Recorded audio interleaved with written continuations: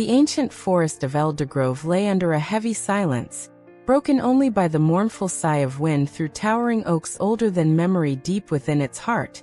In a sacred clearing ringed by weathered standing stones, the last true druid, Arion, felt the slow, inevitable fading of his connection to the earth. His hands, once strong enough to coax life from barren soil, now trembled as he touched the rough bark of the great mother oak. Centuries of guardianship weighed upon him, a mantle grown too heavy for his weary spirit. He knew his time was measured not in seasons, but in the final breaths of autumn leaves drifting to the mossy floor. A profound sorrow filled him, not for his own passing, but for the knowledge he alone carried, the last spell of his people, which might vanish with him into the whispering shadows. His only companion was Elara, a young woman orphaned by a harsh winter years before, whom Arion had found and raised with quiet patience. She sensed his fading light, a constant ache in her own heart mirroring the frosty as subtle dimming. She watched him now, his frail figure dwarfed by the immense oak, his eyes clouded with both wisdom and encroaching shadows. Master Arion, she whispered, her voice thick with unshed tears, is there nothing more the earth can grant you? Nothing to mend the weariness?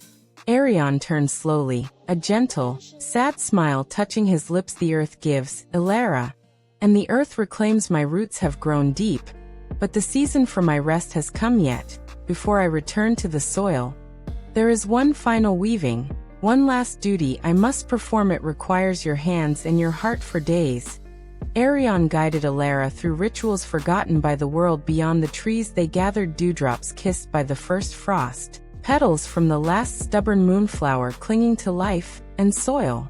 From the roots of the great mother oak itself, rich with millennia of memory, he spoke not of power, but of love, the deep, abiding love the Druids held for the living world, a love that was their true magic. Elara listened, her hands working diligently, but fear coiled within her. The air in the clearing grew thick, charged with a potent stillness, as if the forest itself held its breath. The standing stones seemed to hum with latent energy, ancient witnesses to a ceremony not performed for generations. Arion's voice, though weaker, resonated with a quiet authority that anchored her trembling spirit. On the night of the deepest frost, when the stars burned like icy diamonds in the velvet sky, Arion stood supported by Elara before the great mother oak. He placed her hands upon the ancient trunk, covering them with his own, papery thin and cold. Now, child, he breathed, his voice barely a rustle of dry leaves, feel not with your mind, but with your soul. Feel the heartbeat of the forest, the slow pulse of the earth beneath us, the sigh of the wind high above. Pour your love for this world, your grief for what is lost, and your hope for what may yet grow.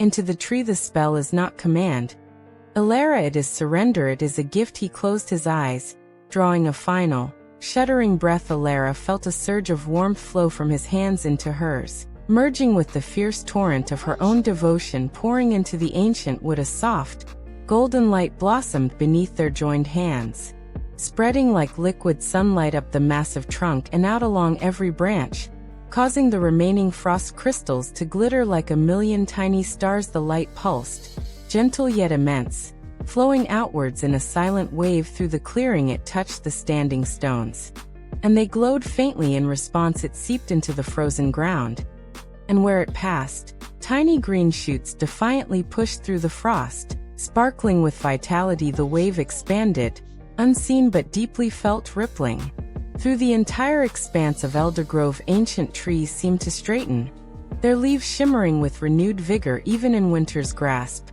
Frozen streams sighed and began a tentative trickle. A profound sense of peace, deep and ancient, settled over the sleeping land, a feeling of being cherished and remembered. Arion's hands grew slack upon Elara's as the light from the oak reached its brightest, purest point, illuminating the clearing in a warm, ethereal glow. She felt his presence beside her. Simply change. His physical form seemed to dissolve like mist touched by the dawn, not vanishing, but merging. She felt him in the sudden, gentle strengthening of the wind carrying the scent of pine and rich earth. She heard his voice in the rustle of leaves far above, A sound like a contented sigh. She saw him in the intensified sparkle of the stars. Watching over the grove, he hadn't died.